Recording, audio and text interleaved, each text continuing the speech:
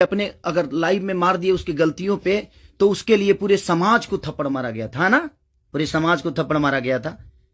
और आपके समाज का वो बेटा क्या कर रहा है, किसी की बेटी के नाम लेकर और उसका फोटो लगाकर गाना गा रहा है, तो आपका समाज बहुत ऊपर जा रहा है भाई। अच्छा हो रहा है।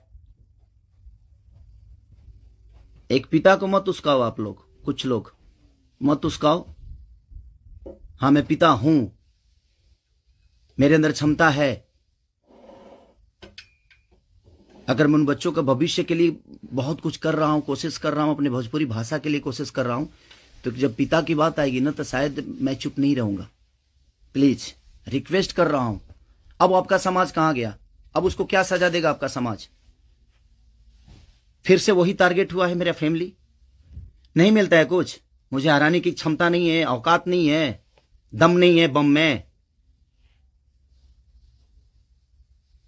तो मेरी फैमिली मिली है आपको, और आप लोगों को मेरी फैमिली मिली है। मत करो, मुझे गलत करने पे मजबूर मत करो आप लोग।